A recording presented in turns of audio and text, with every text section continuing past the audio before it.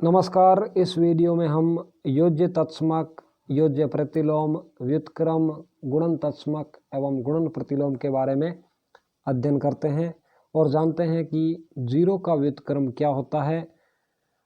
वह संख्या जो अपने गुणन प्रतिलोम के समान होती है और वे संख्याएं जो अपने व्युत्क्रम के समान होती है, इनके बारे में जानते हैं। सबसे पहले बात करते हैं कि योज्य तत्समक क्या है। जब हम किसी संख्या में जीरो जोड़ते हैं तो हमें वही संख्या वापस प्राप्त होती है। अतः जीरो जो है वो उस संख्या के लिए योज्य तत्समक कहलाता है। जैसे उदाहरण के तौर पर अगर मैं संख्या है हमारे पास तीन में अगर मैं जीरो जोड़ता हूँ तो हमें वापस 3 ही प्राप्त होता है, यानी कि 3 में जीरो जोड़ने पर 3 प्राप्त होता है। अगर संख्या है -2 में भी अगर हम जीरो जोड़ें तो भी हमारा उत्तर -2 ही होगा। संख्या अगर भिन्न रूप में लें या परिमेय संख्या के रूप में लें, जैसे 4/5, उसमें भी अगर हम जीरो जोड़ें तो भी हमारा उत्तर जो है वापस वही संख्या ही प्राप्त होगी। तो कहने का मतलब ये हुआ कि अगर हम किसी भी संख्या में जीरो जोड़ते हैं तो हमें वापस वही संख्या प्राप्त होती है। तो जीरो जो है वो उस संख्या के लिए योज्य तत्समक कहलाता है। तो योज्य तत्समक जो है वो जीरो होता है। अब बात करते हैं गुणन तत्समक की। गुणन तत्समक क्या है? जब हम किसी संख्या को 1 से गुणा करते हैं तो हमें वापस वही संख्या प्राप्त होती है। अतः 1 जो है वो उस संख्या के लिए गुणन तत्समक कहलाता है। जैसे यहाँ पर 1 को अगर 1 से गुणा करते हैं तो हमें 1 प्राप्त होता है। -1 को 1 से गुणा करते हैं तो हमें वापस संख्या जो है -1 वही प्राप्त होती है। -3/2 को हम अगर 1 से गुणा करते हैं तो हमें वापस वही संख्या अर्थात -3/2 प्राप्त होती है। कहने का मतलब ये है कि अगर हम किसी संख्या को 1 से गुणा करते हैं तो हमें वापस वही संख्या प्राप्त होती है। तो 1 जो है वो उस संख्या के लिए गुणन तत्समक होगा। फिर है योज्य प्रतिलोम। योज्य प्रतिलोम, जब किसी संख्या को उसके योज्य प्रतिलोम में जोड़ा जाता है तो हमें योज्य तत्समक अर्थात 0 प्राप्त होता है। जैसे संख्या है 4 और 4 में हम क्या जोड़ें ताकि हमें योज्य तत्समक अर्थात 0 प्राप्त हो। तो 4 में अगर हम 4 घटा दें तो हमें 0 प्राप्त हो जाएगा। इसलिए 4 का जो योज्य प्रतिलोम होता है वो होता है -4, क्योंकि 4 और -4 को जब जोड़ते हैं तो हमें प्राप्त होता है 0। इसी तरह से कुछ और उदाहरण देखते हैं। जैसे -5 में मैं क्या जोड़ूं ताकि मुझे 0 मिले। तो अगर मैं -5 में 5 जोड़ता हूं तो मुझे -5 + 5 = 0 प्राप्त होता है। और अगर मैं यूं कहूं कि -5 का योज्य प्रतिलोम क्या है तो -5 का योज्य प्रतिलोम होगा 5। और अगर मैं कहूं कि 5 का योज्य प्रतिलोम क्या है तो 5 का योज्य प्रतिलोम होगा -5, क्योंकि जिसका भी योज्य प्रतिलोम पूछे उसमें यानी कि दोनों को जोड़ने पर 0 प्राप्त होना चाहिए। जैसे 3/2 का योज्य प्रतिलोम हो जाएगा -3/2। -4/5 का योज्य प्रतिलोम हो जाएगा 4/5, क्योंकि 4/5 और उसमें से ये -4/5, यानी कि 4/5 में से 4/5 माइनस हो जाएंगे तो हमें प्राप्त हो जाएगा 0। तो इस तरह से जैसे 3 का योज्य प्रतिलोम होगा -3, 0 का योज्य प्रतिलोम हो जाएगा 0, -4/5 का योज्य प्रतिलोम हो जाएगा 4/5, क्योंकि इन दोनों को अगर हम जोड़ेंगे तो हमें प्राप्त होगा 0। अब बात करते हैं गुणन प्रतिलोम की या व्युत्क्रम की। जब किसी संख्या को उसके गुणन प्रतिलोम से या व्युत्क्रम से गुणा किया जाता है तो हमें गुणन तत्समक 1 प्राप्त होता है। गुणन तत्समक 1 प्राप्त होता है। 8 को अगर हम 1/8 से गुणा करें, जैसे इसका अगर हल निकालें तो इसका हर नहीं है तो हम हर एक लिख सकते हैं।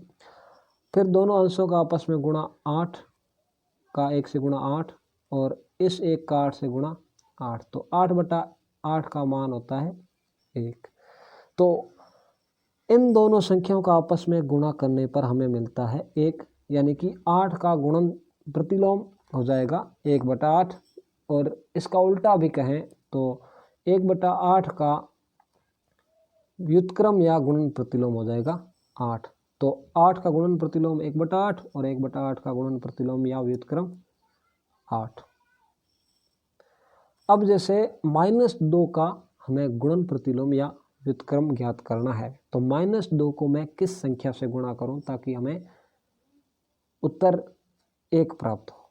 तो -2 को मैं गुणा करता हूं 1/2 से, अगर करता हूं तो हमें उत्तर प्राप्त होता है, इसका हर 1 लिख दें, 2 से 2 कट जाएगा तो हमें उत्तर होगा प्राप्त होगा -1। हमें चाहिए प्लस का 1, तो इसके लिए जो है मैं 1/2 को माइनस के रूप में लिखूंगा। तो यहाँ माइनस का माइनस से गुणा हो जाएगा प्लस, और 2 का 1/2 से गुणा, यानी कि हमें 1 प्राप्त हो जाएगा। तो -2 का गुणन प्रतिलोम होगा -1/2। बात करें -4/5 की, तो इसका गुणन प्रतिलोम तो होगा 5/4, और 5/4 को -4/5 से गुणा करने पर हमें प्राप्त होगा -1। हमें -1 नहीं, गुणन तत्समक चाहिए 1। तो इसके लिए जो है हम 5 से पहले लिखेंगे माइनस, क्योंकि -4/5 को अगर हम -5/4 से गुणा करते हैं तो माइनस का माइनस से गुणा हो जाएगा प्लस, 5 से 5 अंश और हर में है, कट जाएगा, 4 से 4, यानी कि 1/1 का मतलब हमें 1 प्राप्त हो जाएगा। 2/-3 का गुणन प्रतिलोम हो जाएगा -3/2। इन दोनों संख्याओं को आपस में गुणा करने पर हमें प्राप्त होगा 1। अब 1 का गुणन प्रतिलोम, तो 1 को अगर मैं 1 से गुणा करता हूं तो मुझे प्राप्त होता है 1, तो इसलिए 1 का गुणन प्रतिलोम 1 ही होगा। अब बात करते हैं 0 का गुणन प्रतिलोम या 0 का व्युत्क्रम। 0 को मैं किससे गुणा करूं ताकि मुझे 1 प्राप्त हो, तो इसलिए 0 का जो है व्युत्क्रम या गुणन प्रतिलोम कहें वो नहीं होता। 0 को आप किसी भी संख्या से गुणा कर लो, आपको 1 प्राप्त नहीं हो सकता, इसलिए 0 का व्युत्क्रम या 0 का गुणन प्रतिलोम नहीं होता है। तो यहाँ पर जो है अतः 0 का गुणन प्रतिलोम या व्युत्क्रम नहीं होता। फिर यहाँ पर -1 को मैं किससे गुणा करूँ ताकि मुझे 1 प्राप्त हो, तो -1 को अगर मैं -1 से गुणा करता हूँ तो मुझे 1 प्राप्त हो जाता है। माइनस का माइनस से गुणा प्लस हो जाएगा, और 1 का 1 से गुणा 1। 0 का व्युत्क्रम क्या होता है, अभी हमने बात की है। 0 को आप किसी भी संख्या से गुणा कर लो, आपका उत्तर 1 नहीं आ सकता, इसलिए 0 का व्युत्क्रम नहीं होता। 0 का व्युत्क्रम नहीं होता। वह संख्या जो अपने ऋणात्मक के समान होती है। तो बात करें 0 की, 0 के आगे आप माइनस लिखो, यानी कि -0 लिखो या +0 लिखो, दोनों का मान एक समान है। तो 0 जो है वो अपने ऋणात्मक यानी कि -0 के समान होती है। बाकी और संख्याएं जैसे 1 जो है वो -1 के समान नहीं है, क्योंकि 1 -1 से बड़ी है। वह संख्या जो अपने व्युत्क्रम के समान है। 1 का व्युत्क्रम यानी कि 1 का गुणन प्रतिलोम 1 ही है, और -1 का गुणन प्रतिलोम भी -1 ही है, क्योंकि -1 को जब हम -1 से गुणा करते हैं तभी हमें 1 प्राप्त होता है। पहला सवाल है 5/8 का योज्य प्रतिलोम क्या है, अर्थात 5/8 में क्या जोड़ा जाए ताकि हमें 0 प्राप्त हो। तो दिए गए विकल्प में हमारा आंसर हो जाएगा -5/8, क्योंकि इन दोनों को जोड़ने पर ही हमें 0 प्राप्त होगा। तो इसका आंसर हो जाएगा 4 नंबर। -13 का गुणन प्रतिलोम क्या है, अर्थात -13 को किससे गुणा किया जाए ताकि हमें 1 प्राप्त हो। तो -13 को मैं गुणा कर दूंगा -1/13 से, तब माइनस का माइनस से गुणा हो जाएगा प्लस, यहाँ हार नहीं है तो 1 लिख दें। 13 का 1 से गुणा 13 और 1 का 13 से गुणा 13, तो 13/13 का मान 1 होता है। तो -13 का गुणन प्रतिलोम हो जाएगा -1/13। चर्चिका दावा करती है कि -2/7 का योज्य प्रतिलोम 2/7 है। हम जांच कर लेते हैं। -2/7 + 2/7, क्या इनका मान 0 होता है? तो इन दोनों का मान 0 होता है, क्योंकि ये जो है समान भिन्न है। या यूँ कहें कि 2/7 में अगर हम 2/7 घटाते हैं, ये माइनस का है, तो आंसर हमारा 0 होगा ही। अगर हमें भिन्नों की जोड़ पता है तो इसी तरीके से भी कर सकते हैं। जैसे देखो, दोनों भिन्नों के हर समान है, तो दोनों अंशों को आपस में जोड़ लो। तो यहाँ पर जो है 2 में से 2 गए, 0 हो जाएगा। 0/7 का मान 0 ही होगा। तो -2/7 का योज्य प्रतिलोम 2/7 सही है।